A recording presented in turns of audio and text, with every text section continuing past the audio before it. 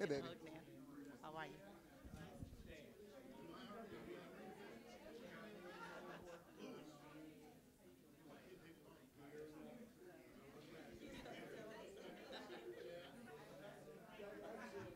All right, I didn't say have an entire conversation. I said, say hey. I give y'all an inch, I'll take a mile.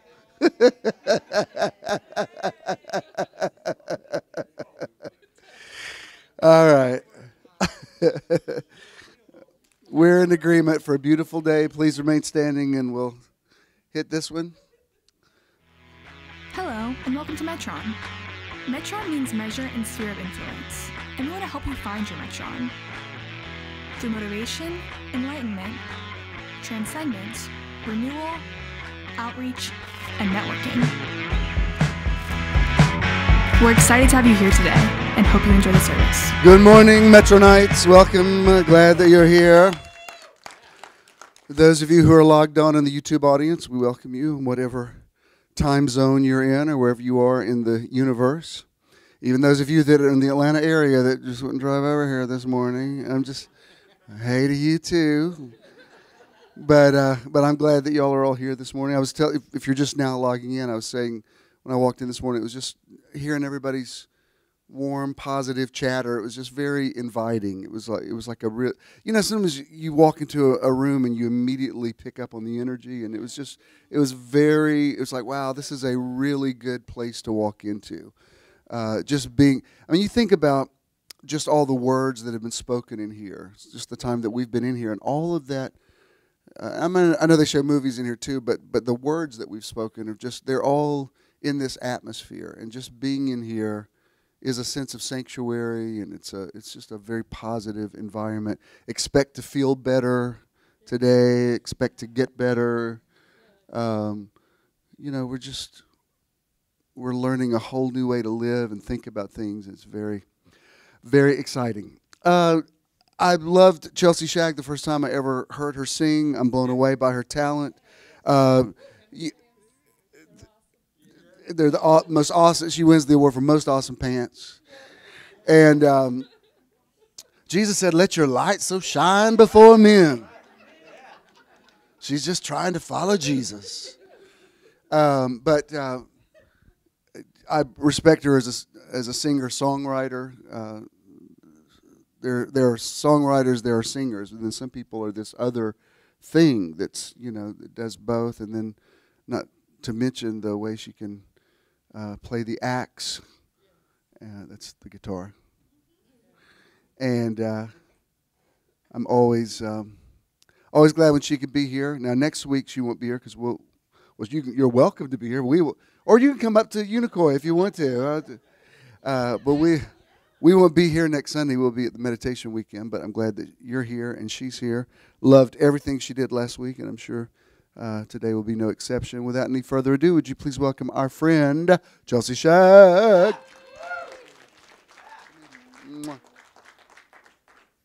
Hey, fam.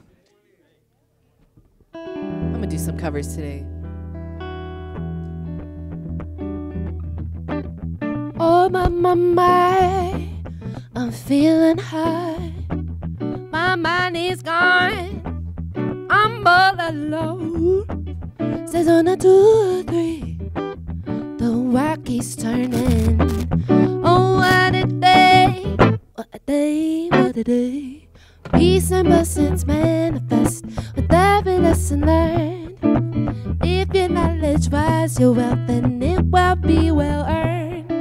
If we related his image and called us by our name, most intellects do not believe in God, but fear is just the same. Oh, on and on. My psyche is moving like a rolling stone.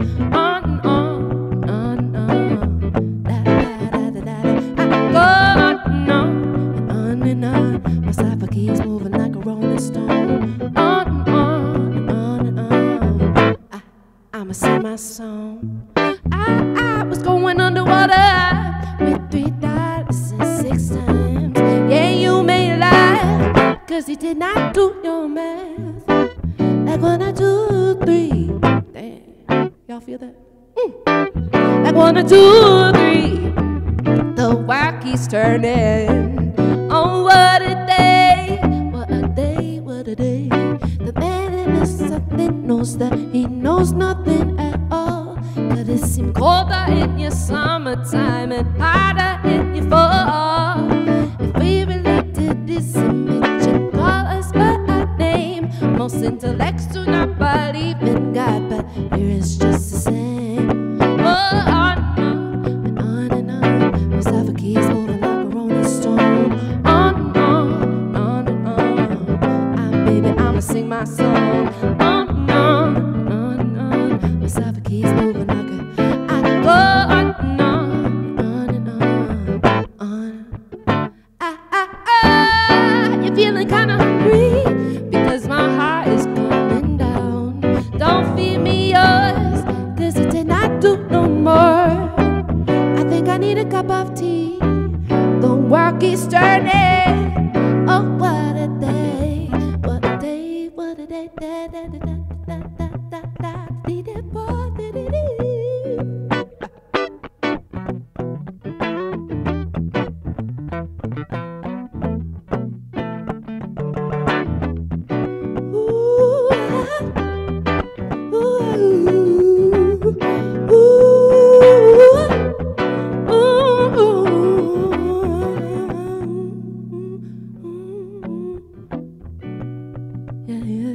You rush into destruction cause you don't have nothing left. The mothership can save you, so your book ain't gon' get left. If we related his image and call us by our name, most intellects do not believe in God, but it is just the same. Oh, on and on and on. I can go on and on and on and on. I can go on and on and on and on.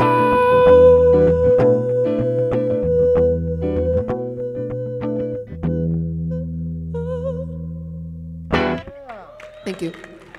That's good stuff. That was Erykah Badu, if you haven't heard it. This is a Stevie Wonder song I love.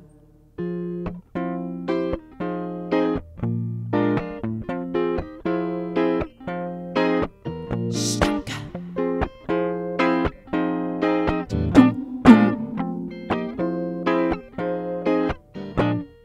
Everybody's got a thing, but some don't know how to handle it.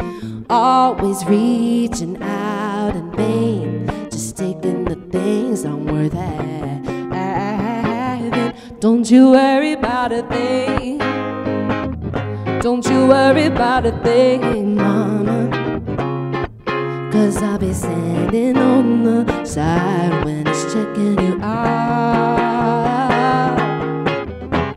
Say your style of life's a drag, and that you must go other places. Don't you feel too bad when you get fooled by smiling faces. Don't you worry about a thing. Don't you worry about a thing, mama.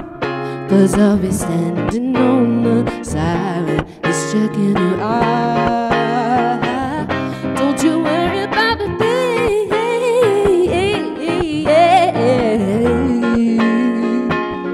Don't you worry about a thing.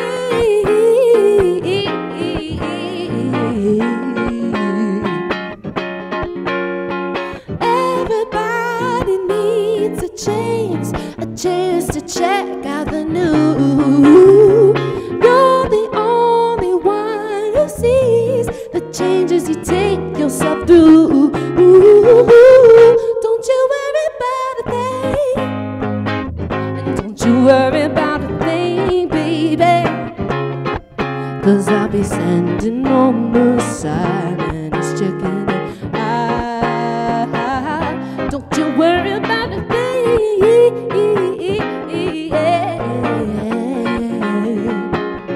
Don't you worry about a thing.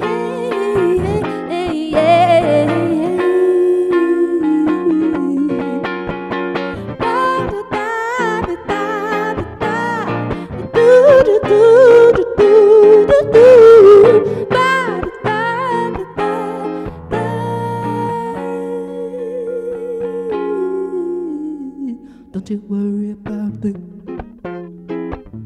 Don't you worry, don't you worry, don't you worry, don't you worry, don't you worry about it.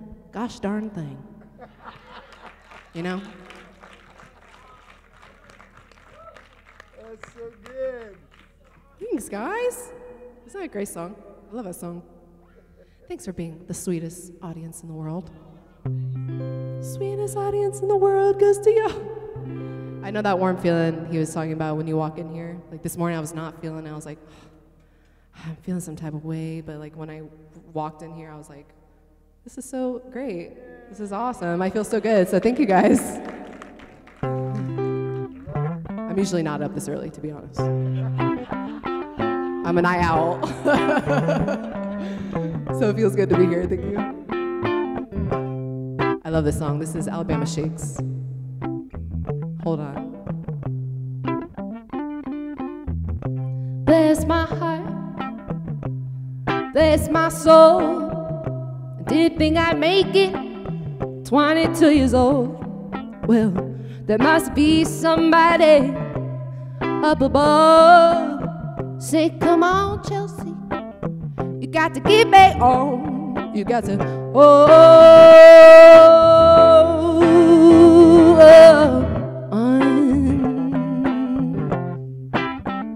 yeah, you got to,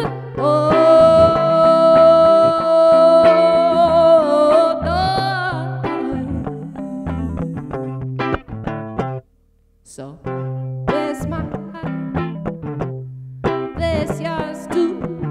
I don't know where I'm gonna go, I don't know what I'm gonna do. Well, there must be somebody up above. Say, come on, girl, you got to get back on. You got to,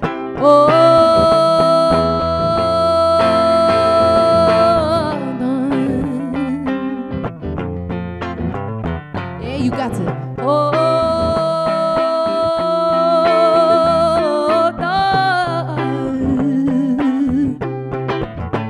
yeah, you got to wait. Yeah, you got to wait. Ooh, you got to wait. I don't wanna wait. So bless my heart, bless my soul.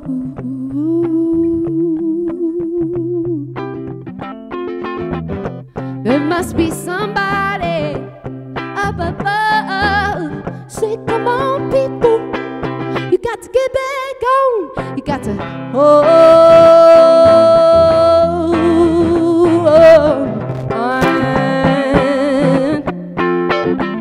yeah, you got to,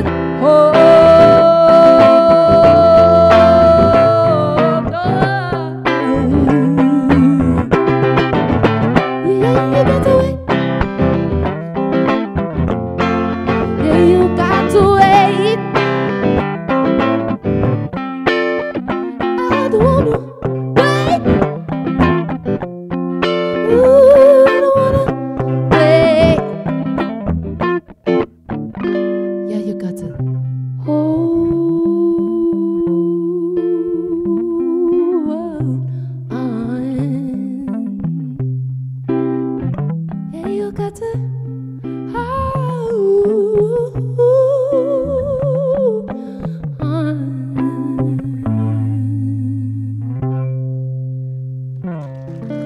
Chelsea Thank you Shag. guys, I love you. Have a beautiful day. Appreciate you. Good stuff. So awesome. I wonder if she could have done a few more of those.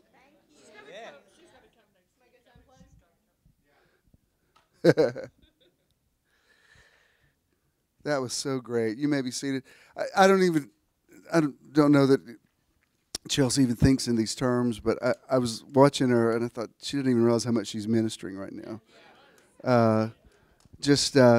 First songs had a groovy vibe to it. It was very in sync with meditation. It just automatically starts making you feel relaxed. And then when there's a good hook line on us, of course, you can't go wrong with Stevie Wonder. I actually went to a thing years ago at the Blue Note in New York. It was the gospel music of Stevie Wonder.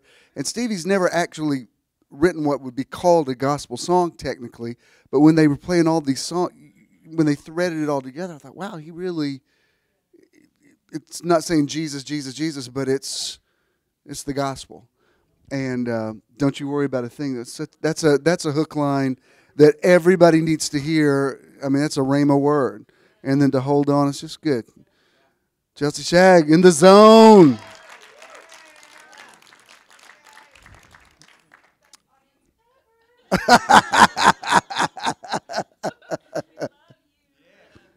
Yeah, that was good. Yeah. Let's pay her for the whole month. Instead of, even though she's made, let's just. Scripture says, workman is worthy of his or her hire. Okay, now let me say again, next Sunday we shan't be here. We will be in Unicoi. Several of you have posted, can we go now? They're saying right now it's supposed to be really cold. It's not a make or break. I'm so at peace with the whole thing. I haven't even sent out an intention about the weather. I'm like, I don't care. If we went up there and got snowed in, I'll write an excuse to all your bosses and say, please excuse so-and-so, we are snowed in. I don't think it's supposed to snow. It is supposed to be cold, but we'll probably be meditating inside. I think in the afternoon it should warm up enough. We can probably take a hike up to Anaruby. Anaruby Falls. Real easy hike, but it'll be really good. And I think we have our choice of 2 or 3 different meeting rooms that we can use. They all have fireplaces, so it'll be nice. And so you owe it to yourself to get out of town once in a while and change the scenery and see a different environment. And I already quoted Fro on this, but at the Christmas party, he was telling, because we were at the Rhodes Hall, and he said, you've introduced us to so many places that we would just have never thought about going. I love it. I think you even mentioned the Carter Center and all that. And I honestly, I love hearing that as much as I hear somebody say, your ministry blessed me. I love the idea that you can open up stuff to people. One of the greatest things I loved about when I first met Ken was showing him all the places in Atlanta that I love, and getting to experience everything through his eyes, and it's just great. So I'm glad I can do that with you. If I'm assuming you all know the drill on this. Basically, it says you find your own room. If you can't make it for the morning one, it's not that far. Drive up for the evening one and drive back. I mean, there's no wrong way to do it. I usually try to turn it into a little two-day getaway, so I'm staying Friday night. You don't have to. The lodge where we're staying is reasonably priced, but there's plenty of places in Helen if you'd rather stay there. It's all right there, and it's beautiful country. And I'm always anticipating what's going to happen on this one that I haven't thought about yet. Like even when we went to Cherokee, it was so cold that morning when we did the sunrise. And when I was watching the news the night before, I mean, he was saying, the newsman was using words like intolerable, I mean, I'd never heard them use such hyperbole to where I'm thinking, oh my God, I can't take those people out there, that cold. But it wasn't that bad. It was just like a typical October morning in the mountains. But it was chilly enough that we did a walking meditation. And since then, I've noticed Dr. Dispenza talks about walking meditation as much as he talks about the sitting ones. That he takes people, there's a whole symbolism about walking into your destiny and that kind of stuff. So who knows what is going to happen next weekend, but I guarantee you it will be wonderful. If you can't make it, just don't show up here unless there's a movie you want to see. And then, yeah.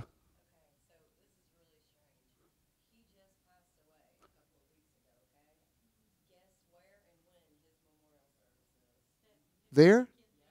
Wow.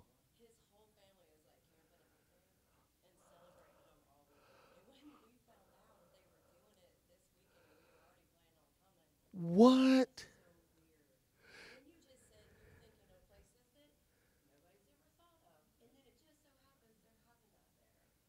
if you didn't hear what Natalie just said, there's somebody that I remember from the past that just transitioned, and they're doing his memorial service. They were already planning on going, but the family's going to be camping out in Unicoi. He might, I guess, was he like a nature lover and loved that area? Or who knows? That's so interesting. I love synchronistic green lights from the universe like that. You know, whether you call it confirmation or whatever. I just see it all the time. You make a decision, and then there'll be something. You know, the scripture says, in the mouth of two or three witnesses, there'll be something that comes along that says, oh yeah, okay, I'm on the right path. I don't like to overthink confirmation, but that one's undeniable. That's a trip. That's a trip. You can't see it, but there are chills, goosebumps beneath the suit. And the thing is, it's I don't want to make it sound like I'm blasé about death, because I know it's a serious thing when people transition. But I'm so aware that life doesn't cease that I don't think of it the same way. Even last week, you didn't really hear what she said, but Ro had a real experience last Sunday during meditation of hearing from people that had transitioned and saying, we're here and we're okay. And one of them was was it the Jekyll Island meditation we did in St. Simon's? She didn't know that a friend of hers had passed while we were there. And she said in meditation, she said, I just suddenly couldn't stop thinking about her and was so aware, like she began to speak to me, and I didn't know she actually had just left her body. And it's like she stopped by St. Simon's to say, you're going to get this news later, but it's okay. I'm okay. I'm at peace with this. I don't know. It's just, oh, really? Ro goes to a meditation class. She was her meditation leader. That was so interesting. You can say, well, I think people are just imagining that. Fine. Think that if you will. Remember, as I always say, when the voice spoke out of heaven, the scripture says some people heard the voice of God, other people said it was just thundering. So if you want to think we're just making it up, then fine. Think that if you will. Einstein said there's two ways to live your life. One is as though nothing is a miracle. The other is as though everything is a miracle. And I choose to go for the second one, if you please.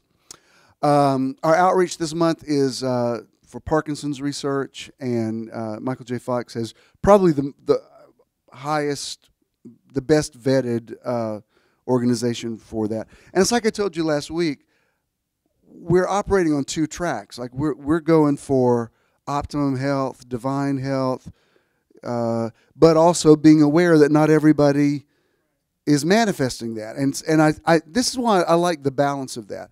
Sometimes if you're in a group of people that are so positive, they nearly become imperceptive to other people's sufferings. And I don't think it's an either or. Like I'm in my mom's streaming right now. She knows I would say something like this. I can take care of my parents and be compassionate for them, and at the same time say, this isn't going to be my journey. And she'll even say things to me like, she'll say, I'm so glad you're doing things for your health right now at your age that I wish we had done, whatever. And she's not bitter about it. She's just saying, please keep working out, keep watching what you eat, all that kind of stuff, because every year that you get older, that stuff really matters more and more. And so it's a confirmation. I thought, well, that's a very unselfish thing for her to say. I don't want what we're going through to happen to you. And so when we can, I want to believe that not one of us in here will ever manifest this disease. But we also want to be aware there are other people that are dealing with it, and we're not out of touch with that. One of my favorite descriptions of Jesus is that he was acquainted with sorrow, a man of grief and acquainted with sorrow. And that's not a depressing thing. That's saying I'm very aware. Like in the course of a day, I can have so many people approach me with a need or whatever, and I talk to them, and I think, oh my God, I can't believe what you're going through. And then I compartmentalize it. Like, all right, I have genuine compassion for this person, and now I go back to, dealing with my own life. And it's not, everything's connected, but everything doesn't have to manifest the same way. And you can be you get my point. I'm over talking it. our this year, instead of doing individual year of living your best life, I mean, not individual, we are doing individual year of living your best life. And I love this. That was BJ. What were you doing? You're on the elliptical. What were you doing?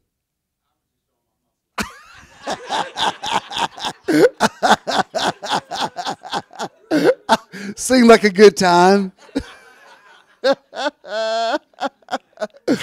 And this is what is it? This is after you work out. You do a hydro massage. What is? So you lay in that thing, and what does it do? Is it like a?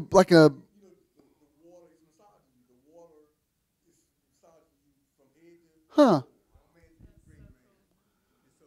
If you can't read it, it says it's. Fro says, "I'm committed to living my best life each and every day. This year, after an intense workout, I enjoy a hydro massage and meditation." That's great.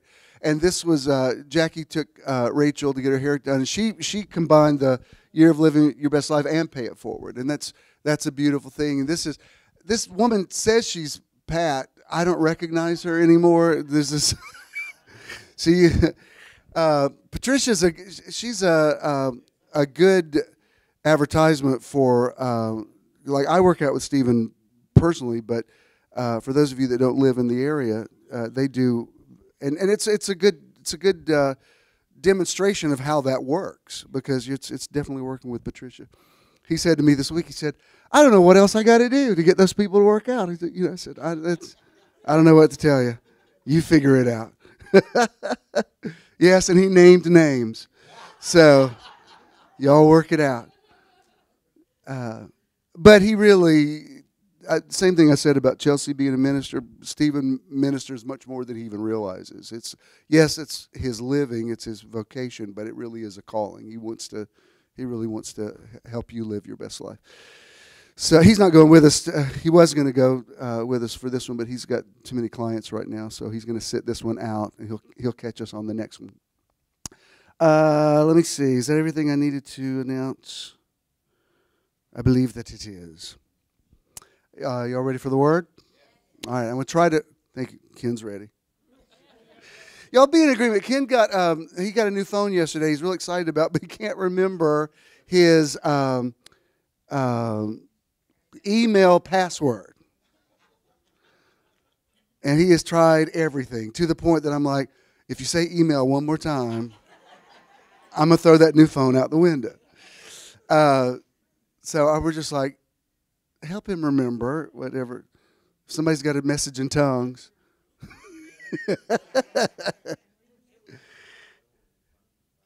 And he was excited because he bought it yesterday, and then he was looking at the year, a year in the now last night, and he said, the title this morning was New Thing.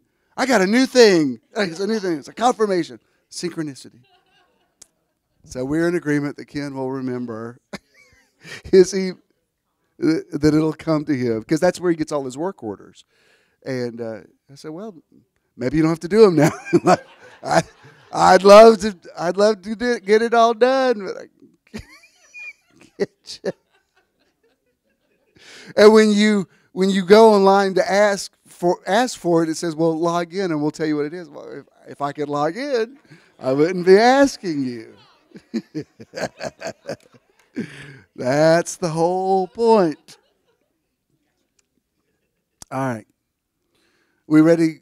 And happy anniversary. Charles wasn't here last week. He and Aaron celebrated their anniversary. They have such a cool family, and their 4 kids, and it's cool to keep up with all of their accomplishments. They're very, very neat kids. So happy anniversary to y'all. Are y'all ready? Okay. Welcome to the Metron Live podcast, coming to you from beautiful, historic Midtown Atlanta. Metron people, would you give the podcast people a big hand? Tell them that you're here. For those that are listening. And thank you, those of you who listened to the podcast, for your great feedback that I've gotten recently. It's very gratifying to hear that. When you have an impulse to tell somebody that you appreciate something, follow through with it, because it's very encouraging to know that the work you're putting into something is paying off, and it's making a difference with people. This month we're doing a series. I'm going to move through this outline quickly today because I want to spend some time in meditation at the end, where our title is Meditation, Prayer, and Intention, Creating the Future with a Threefold Cord, Not Easily Broken. And the scripture verse that we're using is Ecclesiastes 4:12. I showed it to you out of a couple of translations. Let me show it to you out of a couple more today. This is in the New International Version, and I'm just showing you this one phrase: a cord of 3 strands is not quickly broken. The entire verse is 2 are better than 1, for if one falls, the other will lift up his fellow. And it says a threefold cord is not easily broken. We talked about how 2 becomes 3, that like when 2 people are in a relationship, they maintain their individuality, but then there's a third thing that happens. It's what the scripture calls becoming one flesh to married people. But but I don't know that that's just limited to a wedding ceremony. I think there are people you become one flesh with in very different ways, and there's a synergy that the 2 of you create together that you can't have individually, and yet you don't sacrifice, or at least you shouldn't sacrifice your individuality. It never resonates with me, right, when somebody refers to a spouse or a partner as their better half. I don't like when somebody says that. Because I don't think you're half a person. I think you're a whole person, they're a whole person, and then together y'all create this whole other thing that the scriptures call a threefold cord. It's kind of like, you know how they, with these power couples in Hollywood, they'll combine their names, like Brangelina or whatever. They're kind of tapping into that the couple becomes this other thing than just them. And so I'm using this idea that when a rope is braided, that third strand somehow is the thing that in the world of physics just makes it virtually unbreakable. In the concordant literal version, it says a threefold thread cannot quickly be pulled apart. And that's kind of an interesting take on it. It's not just breaking it in the sense of breaking a rope, but also unraveling it. And what this is saying is that when the braid is intricate, we're very connected, we're very integrated into one another's lives. It's very difficult to disconnect. Any of you that have ever been through a breakup or a divorce or the end of something know that there's so much of your life and your experiences that are wound, and when people say, well, people shouldn't get divorced because God hates divorce. I'm like, I'm sure he does. I know the only people that would agree with it more are divorcees. It's like, yeah, sometimes it's the only answer to a situation, but it still doesn't make it easier. And, we're all adults. Many of us have been through it before, and it's like, well, there's some people you can't even live with anymore, but it was still difficult. Not that you would even want to go back to them, and yet the tearing apart literally tears your flesh. It just does. And you have to learn how to live past it, and God, Spirit, universe will bring the right person to you, but the healing process still goes on. And I think mature people understand that. Do you know what I mean? Like, I don't think he'll mind me saying this, but Ken's ex-wife has a pretty serious what's the word? I can't think of the word. Diagnosis of something that could be. They haven't said life-threatening, but it could be. And he checks on her fairly frequently. See how she's doing, whatever. I don't feel threatened by that at all. It's like they have children together. This is a very serious, or could be a serious situation. Of course, if you've got that kind of rapport. Of course you should be able to do that, because there's a part of you that is still connected to them and always will be, especially those of you that have had children with somebody. There's just a part of you that just is. Whether you like it or not, it just is. And grown folks understand that, and that's no threat to your current relationship. It means life is complicated, and you learn how to navigate through it. I wasn't planning on saying that, but apparently somebody pulled it out of me. And here's a third one. This is out of the Living Bible. I thought this was interesting the way it says. It says, 3 is even better, for a triple-braided cord is not easily broken. Now, I'm using it this month to not talk about relationships, but it's still the idea that a threefold cord is stronger than a single strand or a double strand. And I'm using it to talk about meditation, prayer, and intention. Because I don't think those words are mutually exclusive. I think you can operate in laws of attraction and still pray.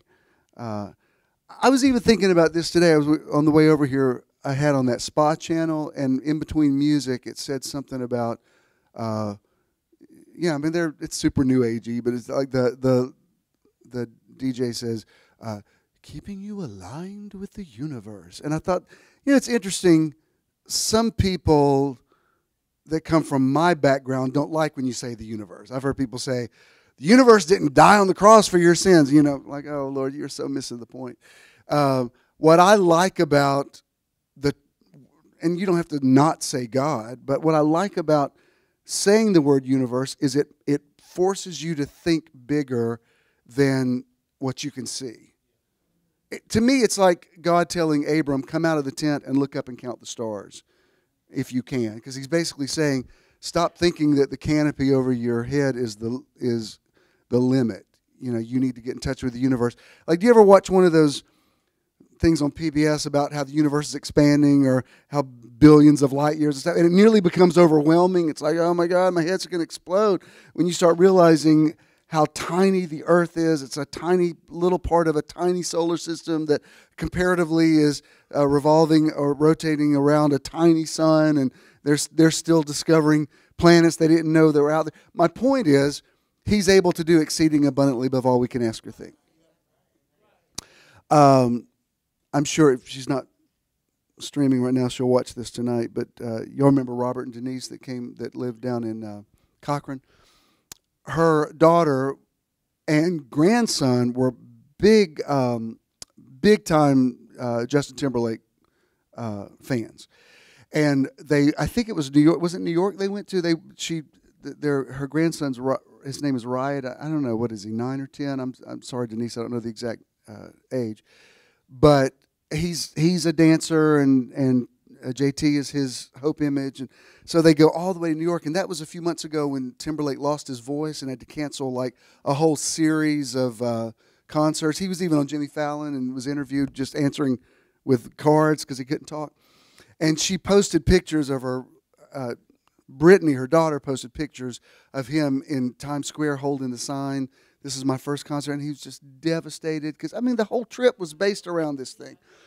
And I told her this yesterday after the way this thing played out. I kept wanting to say, I know you don't see this right now, but something even better is going to happen. So I guess they got comp tickets for the next time. And was the concert here? I don't even remember where I think it was. Was JT just in Atlanta? Was he? Okay. Well, they came to Atlanta. Well, so Riot goes down to the stage, and he's standing there holding the same sign that's just a few weeks ago he was in Times Square looking, like it was the end of the world. So he's standing there, and Michelle, I wish I'd thought to tell you to get it to show you this video because it's really cool. Timberlake comes out, and there's all these people pressed up against the stage, and all of a sudden he just looks at Riot and points to him and goes, and they have this moment with him, and he gives like a prophecy over. Did they get backstage passes? It turned out so much better than what it would have been if they had just gone to a concert in New York. So much better. So when they were posting about it Friday night, I said, I know this sounds after the fact like I'm trying to jump on the prophetic bandwagon, but I kept wanting to say to y'all, I know you don't see this right now, but something so much better is going to happen. I don't really know y'all that well, so I just didn't feel comfortable saying it. But now I wish I had. Now I was like, well, I knew that already, and it's too late now. You should have prophesied it back then. But I was looking at the video yesterday, and I freeze framed it when Timberlake's like, he's all these people on the stage, and he just turns and goes like that. And I said, you need to freeze frame that and get that image and post it in your house because it's symbolic of God spotting you, universe spotting you out of the crowd. There's just something about him going like that in thousands of people. It's just I think the word I used was staggeringly powerful image. And that's my point about don't split hairs over whether you say God or the universe because you're missing the point. The idea of God is a bigger thing than thinking about a man sitting on a throne floating around in outer space somewhere. That's the way ancient people in a patriarchal society thought of a God. It has to be a man. It has to be an older person. And even when Jesus came, he says, I came here to show you the Father, but it's even necessary that I go away. Because if I stay here too long, you're going to start thinking that God is just Jesus. And he said, but I have to go so something even greater will come. And that's why Joel's prophecy is, in the last days, or in the days of fulfillment, I'll pour out my Spirit on all people, all flesh. And I don't know, that was very encouraging to me to see that little, for that kid, he will never forget that. But it was also just a culmination of all of their desires. His mom had been a fan for years, and just the idea that they were actually going to have a minute to meet him on stage. She said even people we didn't know were crying because they could see it was such a powerful moment. Anyway, I want to talk about, last week I kind of defined meditation and prayer and intention. One of the definitions we used was that prayer is when you speak to God, meditation is when God speaks to you. I'm fine. I don't think that's the definitive end-all definition, but I think is that redundant? The definitive definition, that's redundant. That's redundant and it repeats itself. But I think that's a valid part of what it means. And then when we talked about the difference between prayer and intention, the way we described it last week was intention is when you know something is within your power just to decree it. And I use the concept of speaking a parking place, and that seems superficial, but if you live in the city and there's a lot of traffic and you got to run errands a lot, parking becomes a huge issue. There's restaurants in town that I like, but it's just a hassle to get in there. Like, we'll go there and eat, and I'm like, yeah, I like it. It's fine, but it's such a honestly, I've always loved this theater. It needs to be redone, but this has been my favorite theater for years. I have a lot of energy right here. But the main attraction here is the parking, because a parking space like this in Midtown, it's like spotting unicorns. Like, remember when we were at Virginia Highland Church, they didn't even have a parking lot because churches built in the 50s, that was a Baptist church that was in that neighborhood.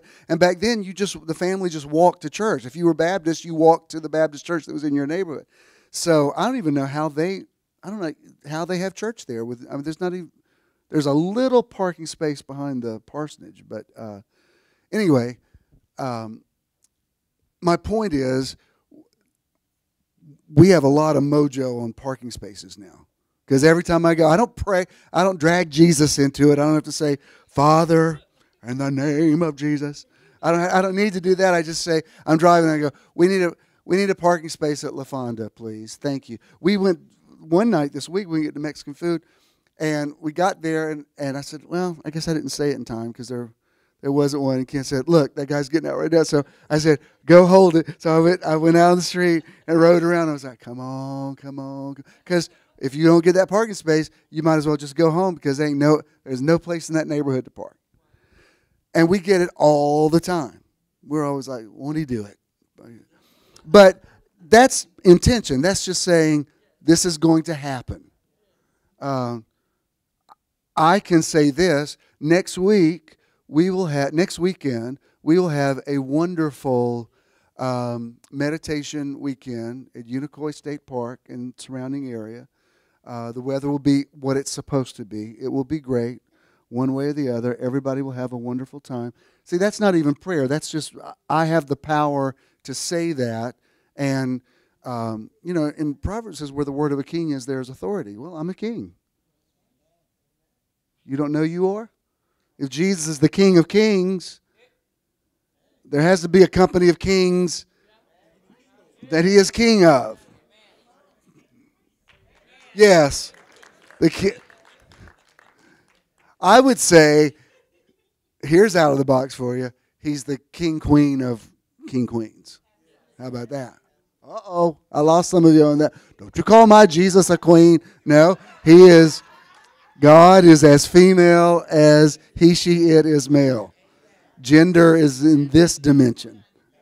When Paul tapped into it, he said, in Christ there's neither male nor female. Like, exactly.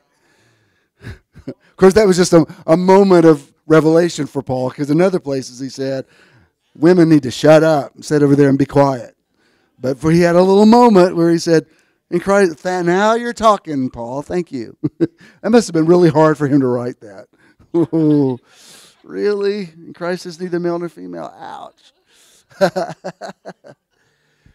Everything that can be shaken is being shaken. Gender roles, all of it, everything is being shaken. So, I want to kind of move this in a different direction. When somebody says prayer is an absolute, I think any of us who have prayed for something that didn't manifest would take issue with that. Say, well, yeah, not everything that I've prayed for has happened exactly as I prayed for. Some things I'm glad didn't manifest. One thing I meant to say, talking about the Justin Timberlake thing, is the scripture Ephesians 3:20. He's able to do exceeding abundantly above all that we can ask or think. That's why I've counseled this way with people for years. To say, if you have to make a decision and you want to involve prayer in it, then do it this way. Say, okay, I need to buy a car, so I'm moving in. This is the one I have the energy on, so I'm moving in this direction. But if I'm going to add the prayer part of it, I'll say, all right, God, higher power, spirit, whatever your terminology, if this isn't the right car for me, then put a red light up here, and I'm going to wait for something even better to materialize. I think that's a very intelligent way to pray. And just to say, if you don't put a stop sign in front of me, I'm just going to assume it's go. And if you'll find that most times you pray that way, it'll be all systems go. So if you're not real confident in your ability to make an intention, then pray that way. There's nothing wrong with that. Just say, this is what I feel like should happen. But if there's something else, I can tell you this. I met with somebody this week I call it life coaching, but I don't charge for it because I still haven't figured out how do you pastor and be a life coach at the same time. I don't know how you can do it. Huh? Well, I still haven't gotten the love offering yet, but anyway, but thanks for putting that out there. From your mouth to God's ear. But I was explaining to this person who's not here today, but who's just recently started connecting with Metron. I said, I need you to understand kind of where I came from. I'm sort of post-church. I already had a very successful megachurch for years that I started out of nothing, and a lot of that dream is settled in me, and I'm kind of doing something entirely different now. So that if you're looking for a church setting, I'm not your guy. And I said, really, when I started Metron, I wasn't sure where it was going, and time has gone so fast. I'm just amazed that we're into our 5th year, because when I started, I was just like, well, I don't know. Let's just stay in the now and see what happens. Fast forward half a decade later, it's like, did you figure out what we're doing? No, but as soon as I know what we're going to do, I'll let you know. In the meantime, I'm living in the now. Give us this day our daily bread. And until I know for sure what the next thing is, I'm very content to be here. I like being here. Even as recently this morning, there was a church over here that I've kind of thought about and liked, but recently realized that's not what I want. Today, we rode by there, and I looked at it and said, no, that's definitely not it. So thank you, whoever made sure that didn't manifest, because that's not what I want. And then sometimes when you send half intentions out, you get, like last night, I turned on TCM, and they were showing the 1958 version of The Fly, the sci-fi movie. And there's a lot of 50s sci-fi movies that are just laughable. This one still creeps me out. There's something about, to me, it's much scarier than the one that Jeff Goldblum did a couple of decades later. That last scene where they find the fly with the man's head on it, and he's going, help me, help me. I'm like, oh my God. It still gives me the creeps. And it's horrible special effects. This was long before CGI. But however they put that together, I got the willies just thinking about it. Oh my God. Um, but I was thinking, and I thought that's kind of what half intentions are like. You create a little bit of something with a little bit of something else, and no wonder a double-minded man's unstable in all of his ways, because you kind of half pray. It's like when I told you about I claimed a pink stucco house, and then the other house that I claimed, they applied pink stucco to it, and it just looked really weird. And I thought, oh, man, that's so weird when you kind of use half your creative power, and it creates this weird hybrid of a thing that's not really what you wanted, and you're looking at it, and it's going, help me, help me. I'm like, oh, no, I don't want to live in that house now. You're like the fly. It's too weird. So anyway, I am more inclined to say, instead of praying for things to change, pray that you change and you change things. I think that's really what prayer is supposed to do. I don't want to take away the, intercession and all that stuff, of course, is valid in its proper place. What I do want to say is that wherever you are in your belief system, psychologists, physicists, psychiatrists, all sorts of people in different fields agree that prayer in its proper context is just positive across the board. Let me share with you this. This is a medical quote. It was an article that was. I'm trying to remember what network this was on. Anyway, I sort of scaled it down a little bit. She says, lately I've been wondering just what the science is behind the act of prayer and meditation. What parts of our brains are activated or deactivated? How might such a ritual, regardless of personal faith or intention, affect our behavior? To learn more, I talked to several doctors, including Dr. David Spiegel, Associate Chair of Psychiatry and Behavioral Sciences and Medical Director of the Center for Integrative Medicine at Stanford University School of Medicine, who discussed what the brain looks like on prayer. Remember that commercial they used to show, this is your brain, and this is your brain on drugs? Well, this was kind of a play on, this is your brain on prayer. To learn more, wait. Okay. Okay, got it. Praying involves the deeper parts of the brain, the medial prefrontal cortex and the posterior cingulate cortex, the midfront and back portion, says Dr. Spiegel, adding that this can be seen through magnetic image resonance, or what we call MRIs, which render detailed anatomical pictures. In other words, they have put people in an MRI that are praying, and they see their actual chemical changes in their brain. See, to me, I think this is more important to know than for me to say, you can call his name in the morning. I think you're missing the point. Focus more on what prayer is doing for you. God says, let us make people in our image. Let them have dominion. Instead of you just trying to wear God down till he finally gets up off the throne and does something. That I don't want to think that I have a God that's that difficult to work with. But you tell me that this prayer is making obvious changes in my brain. Oh, now that's interesting. These parts of the brain are involved in self-reflection and self-soothing. Spiegel notes that while these reflective regions of the brain are activated, parts of the brain associated with taking action are inactivated. Don't you worry about a thing. That's the confirmation we had today, okay? It's an interesting correlation that Spiegel says could play a role in why prayer helps people struggling with addictive urges. Now, I think this is very interesting because this isn't a theological discussion. This is a medical thing that's been proven. Prayer makes things better. It makes things better in your mind.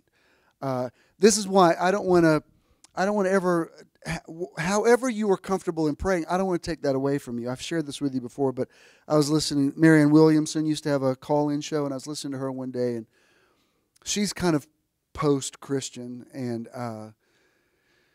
somebody called in and said, I feel like I want to pray, but I feel like some of the things I believe now invalidates prayer, and I don't really believe that what I'm praying is going to happen, and I'm conflicted about things I was taught. She was just really complicating the issue.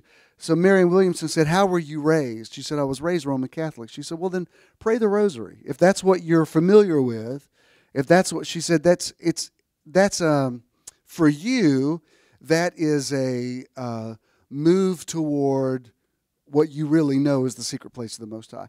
I thought that's some of the most intelligent, mature advice I've ever heard. Instead of telling her to renounce her tradition, which for her might have been impractical, just say, well, find out what's real to you, what works for you.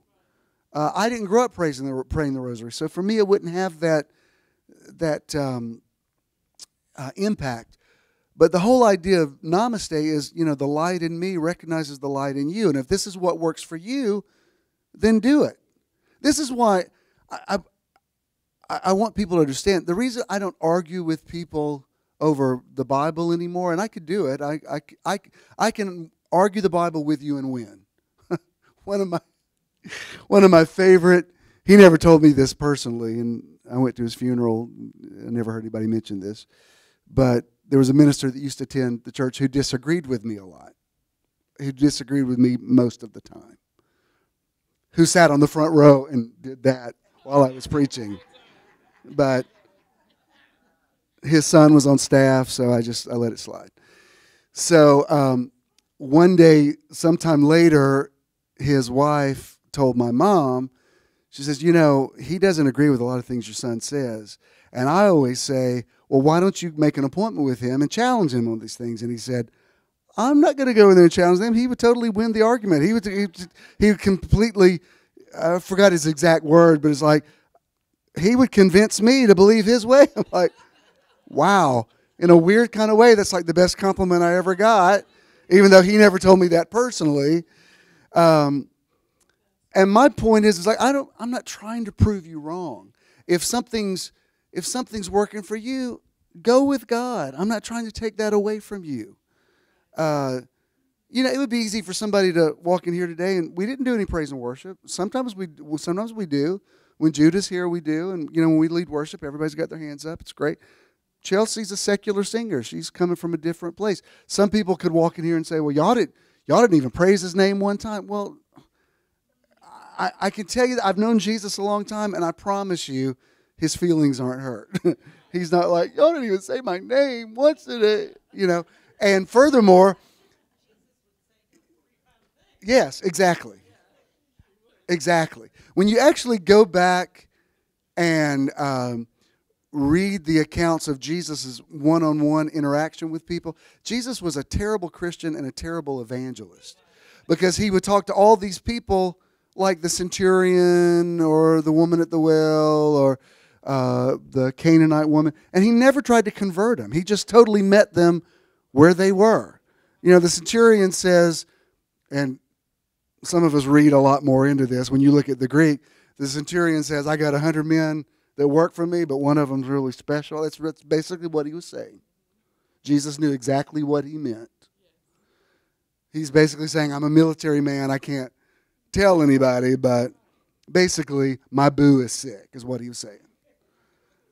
And Jesus didn't say, unless you renounce your relationship with this young man. Jesus said, yeah, I'll come and heal him. And the guy's like, no, just speak a word. Like, I don't want you to come and see where we live.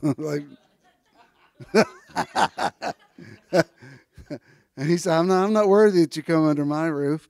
And he said, just speak a word and my servant will be healed. And Jesus said, well, that's the greatest faith I found in Israel. What? I'm sure if I'd been one of the disciples, I would have said, seriously? A Roman pagan idol worshiper who has questionable sexual orientation is the greatest faith you found in Israel? I don't know, Jesus. Some of us might have had a little faith and we dropped our nets and followed you by the Sea of Galilee. Nope, that was the greatest right there. Jesus, you missed a really great opportunity to get that man delivered and saved.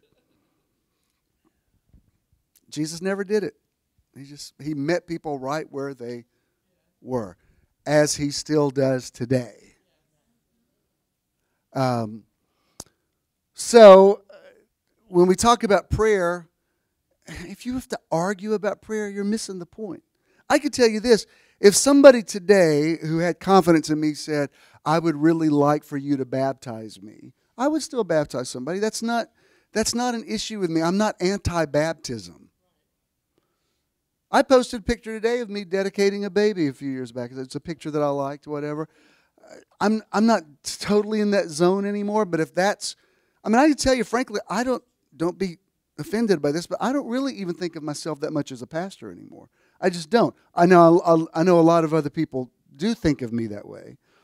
And something happened to me the stroke of midnight this past New Year's Eve. I don't know what, for some reason, the stuff that bothered me in 2018 just doesn't seem to bother me now. Even we talked about it last week at lunch, because somebody that used to come here posted, it was a picture of mine, posted a picture of them over there in the lounge with their hands up. And somebody at the table said, I could make a snarky comment about that. I said, no, it's fine. They were here for a season, and that's a good memory. I have a good memory. I was like, there was a time I would have looked at that and said, yeah, you post that picture now, but where have you been for the last? I don't even think that way now. I just think, well, you know, sometimes you're seasonal with people, and people go through changes, and I'm just so grateful y'all are here. When I walked in this morning and heard your happy voices and saw your sunshiny faces, it didn't occur to me one time to start thinking about who wasn't here. I was like, well, look at all these positive people. Cute. That's what I thought. I just stood there for a minute. Cute, cute, cute. So cute. Thank you.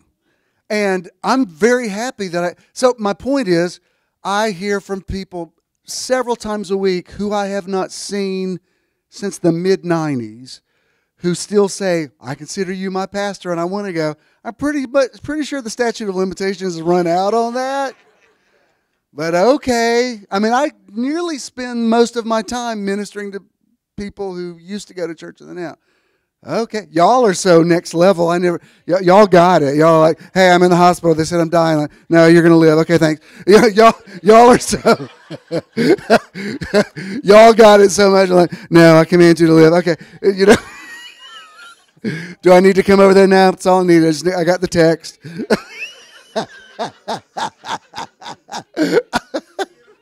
I'm not even kidding. You're like, should I come? Nah. Just speak a word only. Speak a word only, my servant will be healed. Oh, this is the greatest faith I have found in the greater Atlanta area. But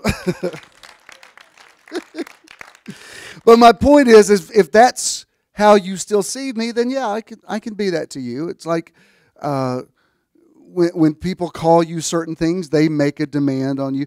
Even people think I have an issue over whether you call me bishop or not. It's immaterial to me. I'm not offended if you call me by my name.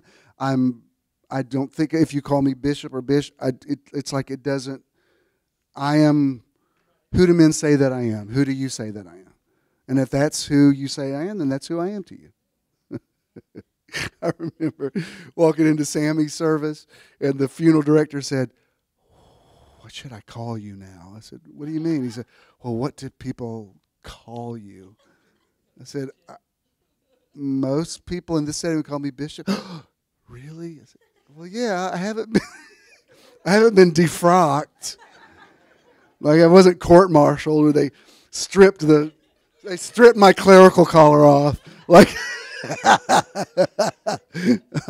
no, I mean, I still cover ministries, like, yeah, call me whatever.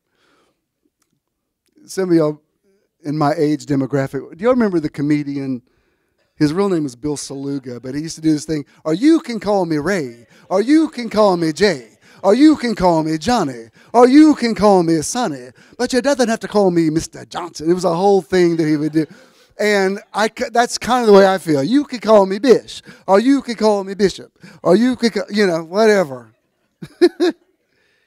And I'm so much more at peace now that none of that bothers me now. I just think, for some people, I'm not even mad at people that can't drive to Atlanta. Fine. If that's the space you live in your head, there's no point in me. If anything, I've learned that my irritation with that only solidifies that with you. So I'm just like, well, you'll get here when you get here.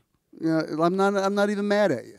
I feel compassion for you that you're, so limited on the places you can go, because it's not that scary, but if you're like, I always love the panic look on their face. When, oh, we could never drive to Atlanta. Like, well, it's not like the Autobahn in Germany. I mean, it's really just right there. Now, that might be a little intimidating. But anyway. Huh?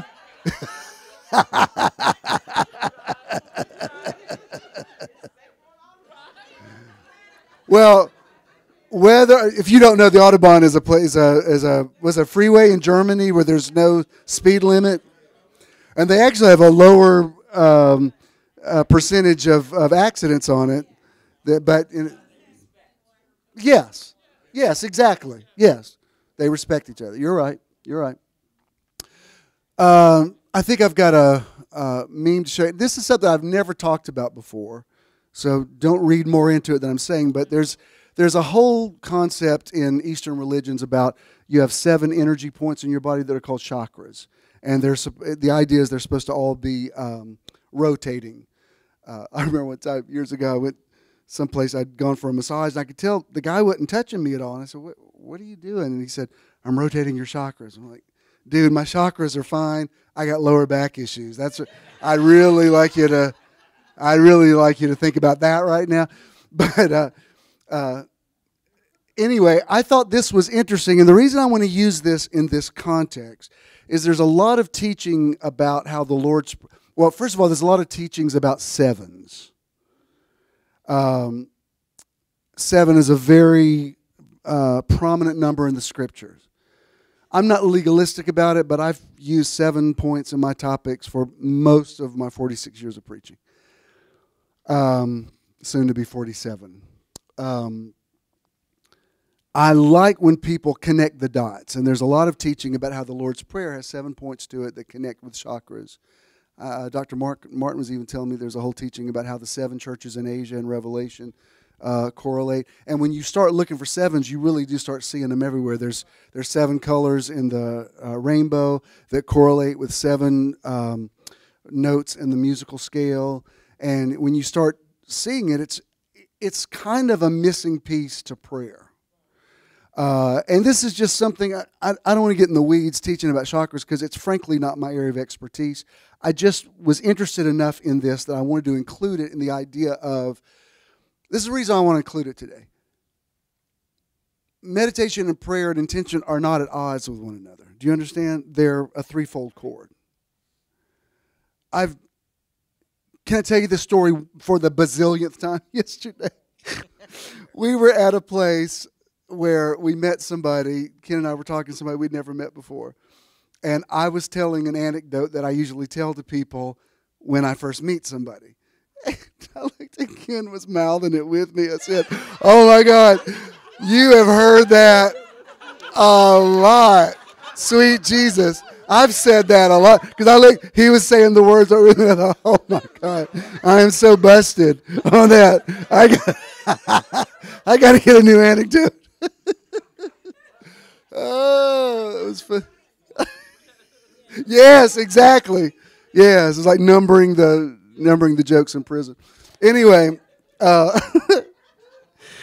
what was my point? Where was I going with that? Yes, thank you.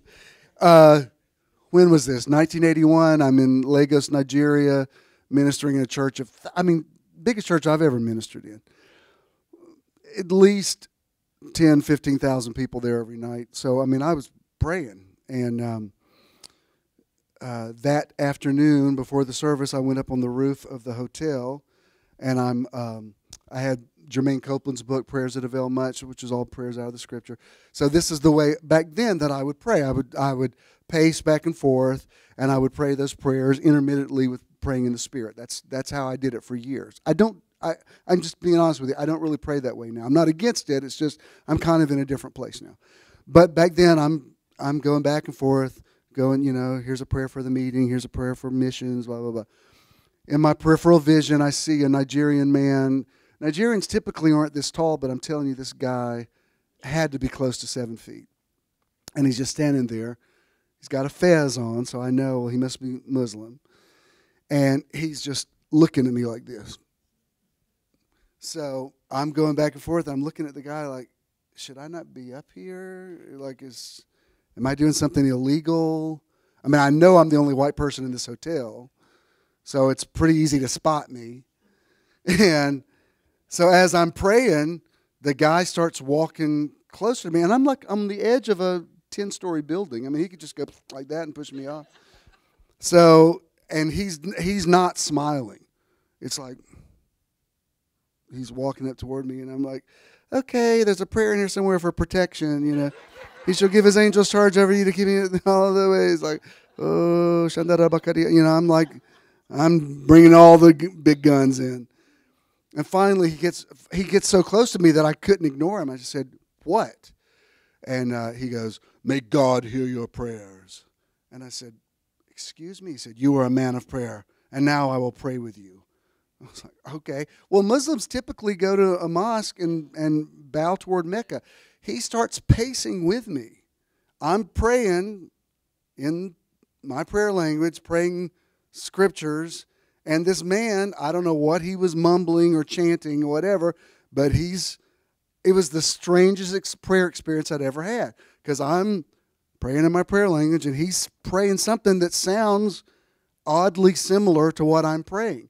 And I remember where I was in my journey at the time. I remember thinking, should I be doing this? I mean, because I was trained to think, oh, this is a chance for you to get this guy saved.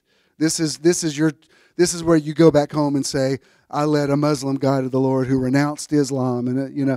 But it's so interesting how your spirit is light years ahead of your mind. And there are moments I've had where my spirit has said to my mind, you don't understand this right now, but you will. And I just knew it was right. And so, I mean, we didn't spend hours there. We probably spent another 15, 20 minutes of just walking, and he's very calmly walking with me. And when I would turn, he would turn. And it was one of the most symbolic, prophetic gestures of my life. That later, when I began to see the universality of the gospel, kind of what y'all experienced with the Native Americans in Cherokee, I thought, oh, wow, we are so connected. So connected. And I've had other experiences like that, but that was the one that really stands out in my mind. So what it was telling me is that prayer is about so much more than me just trying to get a new house or praying for somebody who's sick or whatever. It's a much bigger thing. So when I saw this about chakras, I don't know if you could see it all, but it says, starting from the seventh chakra, each of the chakras correlate with a verse in the Lord's Prayer after saying, Our Father who art in heaven.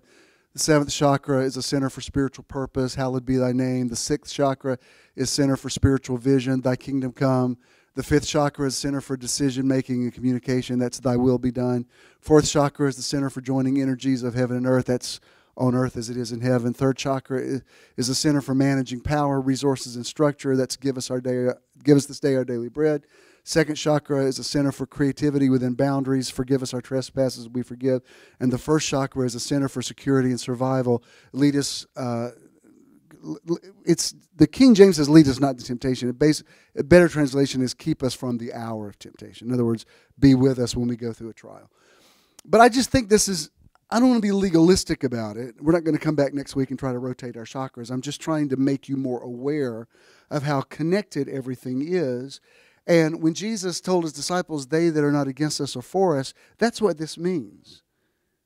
Hinduism or Buddhism is not against Christianity or not against Jesus. That's why it's really difficult to evangelize some of these nations, because they don't hate Jesus like Christians think they hate Jesus.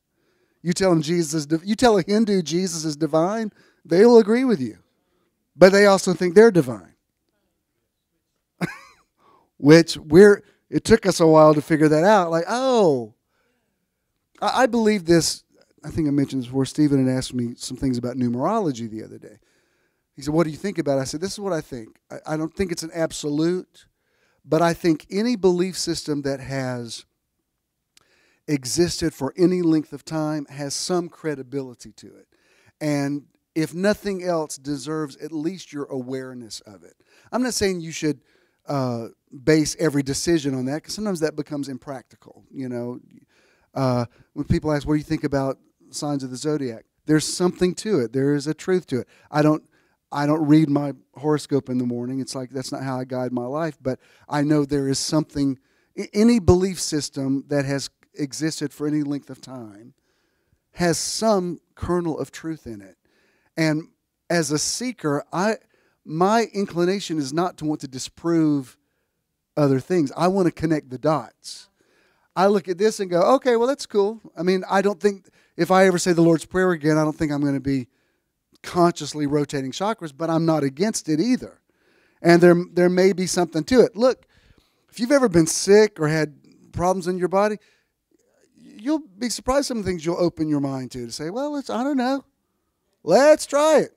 If you're hurting bad enough, like rattle some beads, do a rain dance, Hail Mary full of grace, now lay me down to sleep, God grant me the surrender. I mean, just whatever works. Then I got another quote out of that article that I quoted earlier. She says this: prayer and meditation are highly effective in lowering our reactivity to traumatic and negative events, says Dr. Paul Hochmeyer, a marriage, family, and addictions therapist. They are powerful because they focus our thoughts on something outside ourselves. During times of stress, our limbic system, more commonly known as our central nervous system, becomes hyperactivated, which does two things. It thrusts us into survival mode, where we freeze, fight, or flee the situation, such that we move away from the present state of being into a future state. And this also shuts down our executive functioning and prevents us from thinking clearly. This is why when we're stressed out, we can make poor decisions and act in self-destructive ways. When we sit down and engage in prayer or meditation, we are able to shift away from this frightened and stressed survival mode into an intentional state, says Dr. Hochmeyer, and ultimately re-engage our prefrontal cortex, the part of the brain that rules our executive functioning and enables us to make intelligent, mindful decisions. I wrote about this in my meditation I posted yesterday. I said, look, stress is just a part of life in the real world. To say that you're going to live completely stress-free is unrealistic. You have to learn how to deal with it. And there are tools in your toolbox that, I mean, I'm telling you, I wasn't stressed out this morning, but on Chelsea's first song, I immediately felt relaxed. There was something about the chord structure of it, the kind of way she was singing half voice. She wasn't forcing the song. It automatically communicated something to me that said, yeah, this is cool. Just relax.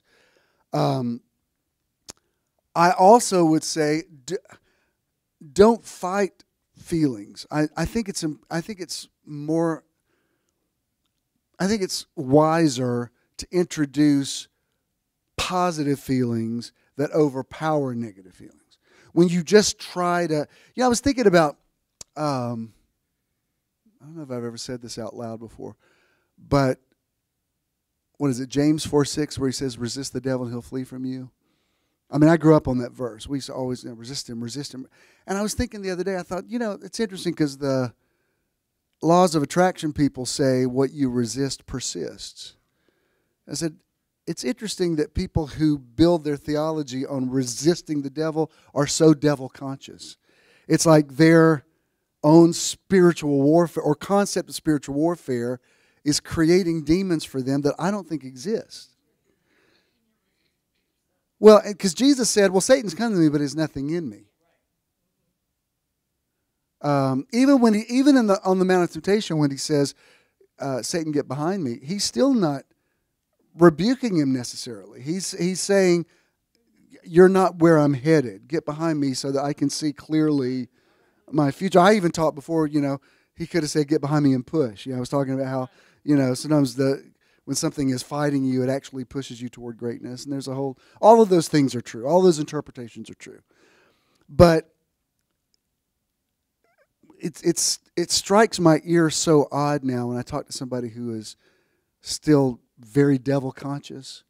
I know how much you need that, so I don't want to take it away from you, but you're really creating your own spiritual warfare because you're it's like people who are very prone to conspiracy theories. They see conspiracies everywhere. They think everything's a conspiracy. You see what you're looking for. If you think somebody's up to something, you're going to read something into everything. You know, the more healed you become on the inside, somebody can say all kind of stuff, and you say, well, they're not really talking about me. And if they are talking about me, that's their opinion. It's like, okay. It's like I don't even need to. I mean, you can see how evolved Jesus had become by the time he stands before Pilate. And Pilate says, why don't you make a defense for yourself? And Jesus had so surrendered to the cross at that point, he said, you don't have anything in your hands. You know, that's huge when he's like, I don't even need to fight for my life. I've already made peace with this. I'm doing it. Whew. When you get to that place, you're bulletproof. You know, when you're like in this mode all the time, just waiting for a fight, if you're looking for a fight, you will find a fight. I mean, this is, whatever you feel on this is your right. I personally, and I live downtown Atlanta, I don't like guns. I'm not anti-Second Amendment. If you have a zillion guns, that's on you. That's fine. For me personally, you know, Jesus said if you live by the sword, you die by the sword. I have just opted out of that system. Now, I could tell you, there have been a couple of times. I remember one night we stayed at some bed and breakfast out in some really obscure place, and it was kind of a creepy area, and there was nobody else around. There was no curtains on the windows, and it was just, we had several creepy things happen during the day, and he was asleep, and I'm looking at that little fragile front door that anybody could just do like that on, and I remember thinking, what would we do? It's like if somebody... Because I never think about it. I don't live in fear. I thought, what would I do? And I remember just thinking, well, I guess I'll figure it out when the time comes. Now, again, I live in the city. I've always, been around the city. I've been in sketchy neighborhoods, whatever. Nobody's ever started anything with me. I know other people, every time they get on a MARTA train, something goes down. And you're like, at a certain point, you're like, do you not realize you're kind of the constant in all these stories? I mean, we came back from New York the other night. We took Marta back from the airport, and most of the people on there were homeless, and it was a fun ride. I mean, that ride was interesting. It was so interesting, we missed our stop. I was sitting there. I said, wait a minute. North Avenue. I said, we had to get out. We had to get out and take an Uber. Because I was taking pictures and people were getting in the shot with us. I'm like, come on, they were wanting to take pictures of my camera with the picture, and I thought, these are my people, And some of them were asking for money. I'm like, no, but I ain't got no change on me, But you can be in the picture if you want. Well, I'm not thinking, oh, it's late at night, something could go on here. No, I just don't think that way. If you want to, I'm not telling you to go scrap your guns. If that's where your comfort zone is, fine. You have a Second Amendment that protects that. I'm saying for me, I have just opted out of that system. And so far, at 61 years of age, it has worked for me.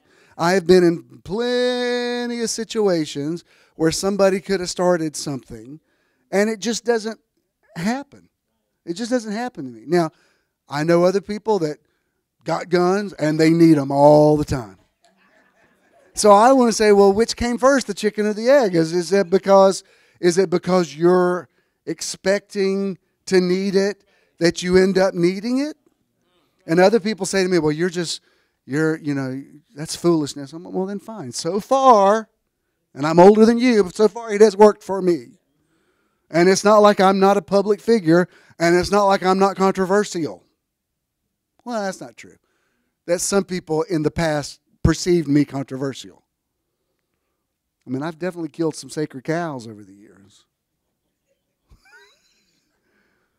And somebody asked me yesterday, they said, I was telling them a little bit of my journey, and they said, did you ever get death threats? I said, yeah, I got a couple of things that was enough that I kind of had a sort of bodyguard stand with it. When somebody writes and says, I don't think you realize how committed some of us are to shutting you up at any cost, that'll get your attention, So, but not now. Now I'm just like, I would say I'm in such a positive zone that you could try it with me, but you're probably going to die. So I don't think God's going to kill you, but most of my enemies haven't done well. So knock yourself out, but I would just advise you probably, and it's not that I can beat you up, it's just, I don't know, something else kicks in and it doesn't go well for people. So there you have it. I got one more thing I want to end on. This is Dr. Dispenza. It says, when you can completely relax your body and remain conscious, this is the realm where the unknown and the mystical happens. And that's true in meditation. That's true in prayer. That's true in worship. Look, if worship for you is a thing that causes you to be meditative, then fine. Do that. I've shared this with you before, but Fannie Mae's been coming since I started Metron, and probably hard. I don't know that you've ever missed a Sunday. I mean, she's here every Sunday. One day early on, she was sitting out in her truck, and I said, I knocked her window. I said, "What are you doing?" She said, "I'm listening to praise and worship." And I thought, well, that's interesting because she knows she's not going to come in here and get a big praise team. So she listened to it. She got her praise on, and she says, "But I can't go to church there. I got to." You have the words of life. Their music's good, but I got to. That music ain't going to get me through the week. I got to hear what you got to say. And I thought that's very smart that you can, if that's what you need, then get what you need. For me, when I think about praise team, I think, it's a big production. Trying to keep everybody happy and paying musicians and, I mean, it wasn't all bad, but I'm like, coming from a producer's standpoint, I like having a nice artist of the month that comes in. If I don't like what they're doing, I know the month's coming up. The end of the month's coming soon. I don't have to pay their insurance. I don't have to pay their spouse's insurance. I can just say, they can just 1099 me, write them a check. That was great. Maybe we'll see you again.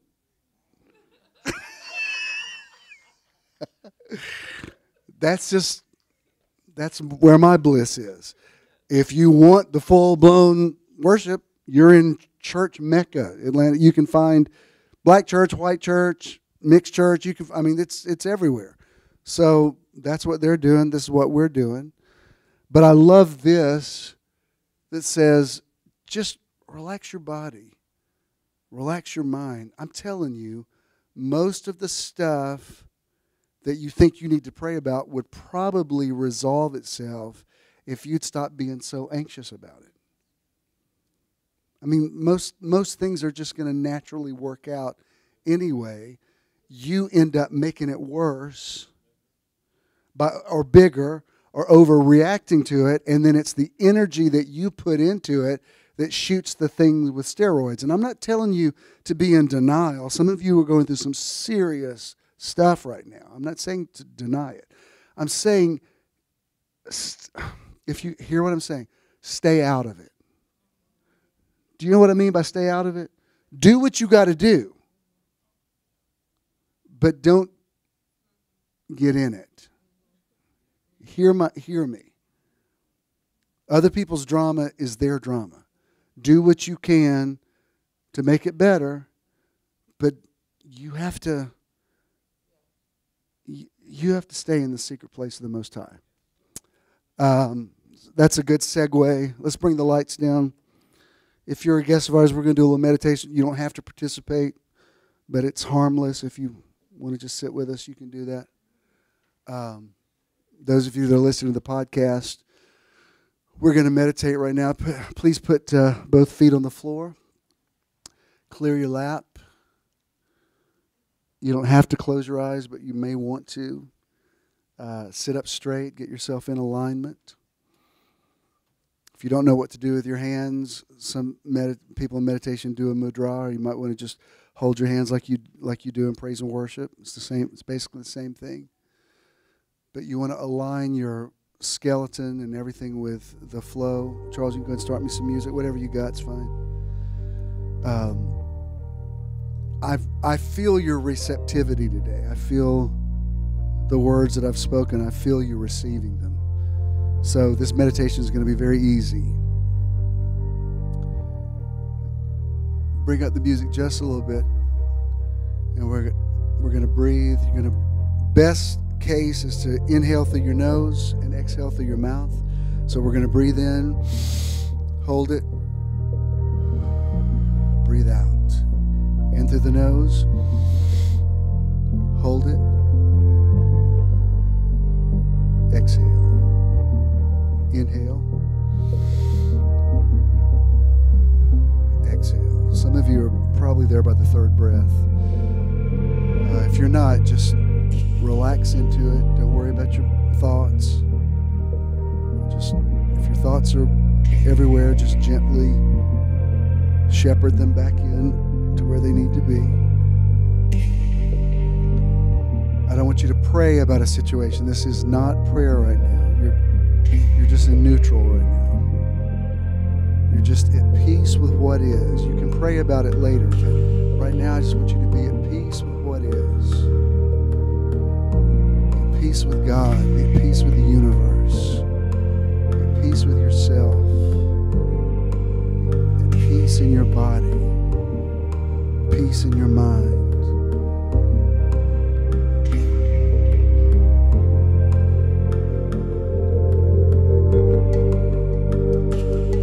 The only thing you need to be aware of is your breathing. You're going to wean off my voice in a moment and it'll just be you meditating.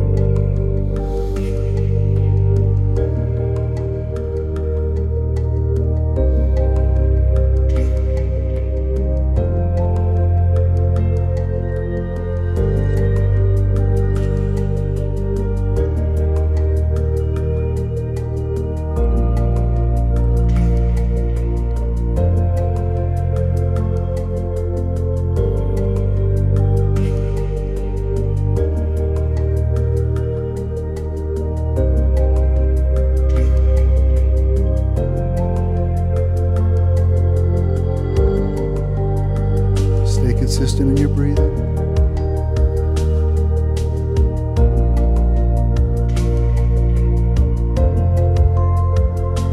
Spirit and breath are words used interchangeably in the scriptures.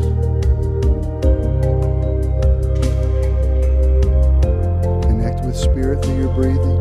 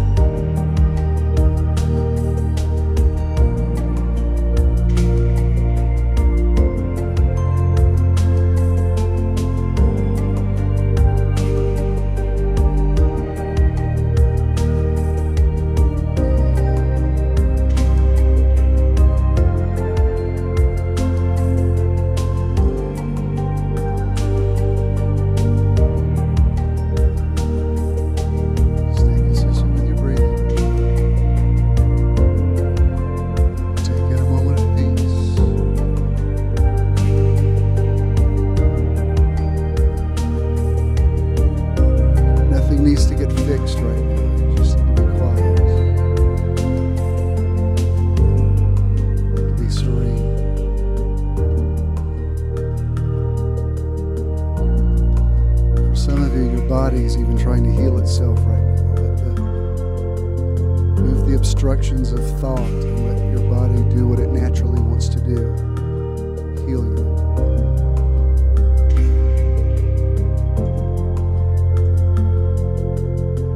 Be well. Be whole.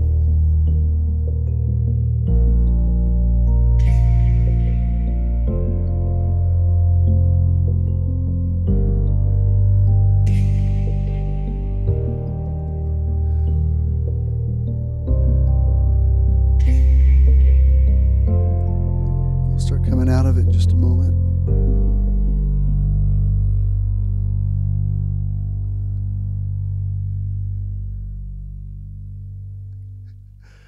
Was that the end of the music right there? Boy, I timed that. I don't think I've ever stopped on a dime like that before. That was good. Take a couple of deep breaths to transition before you stand up. Let's bring our lights back up. That was a good one. It was easy. I love the vibration of when Jesus said, "My burden is easy and my yoke is light." That's just such a great non-stress statement. That was amazing. I was just going to let you turn the music down, but that was very next level. Let's all stand. We have our new outro today. I haven't seen the finished product. He was being funny and he snuck a picture of me from 1983 in there, so you got to take that one out. Let's see what we got. Contributing to Metron is quick and easy. You can give any time using any smartphone. Text the amount you would like to donate to 404-620-5044. You will then receive a notification that you successfully completed your donation. You may also visit bishopthenow.com and click the support tab to give there as well. When you contribute to Metron, you're also donating to the charity or organization of the month. Thank you for your investment into Metron. That was good. What were you saying? Oh, yeah. Yeah, good point. You're right. I think he lowballed us on the amount there. Consider 35 the floor and move up. Those the list of agencies moves a little fast. But I think that's pretty good. I guess he took the picture out of there was a picture of me on the smartphone that was funny. Yeah, good point. We might need to up that. Thank you to those of you that do contribute. If you have a check, make it to JESM, and somebody will be back there to receive it. And if you have cash, pay it forward. Go bless somebody. Did you get anything out of this today? But of course you did. Beautiful day. Quality rest tonight. Whatever you're dealing with this week, you will rise to the occasion. You're strong. You're smart. You're capable. You're wise. You're intelligent. You're beautiful. You're attractive, and you're attracting good things to yourself. And you wake up tomorrow saying, "This is the day the Lord has enabled me to make. I will rejoice and be glad in it." God bless you. Go in peace. Love you.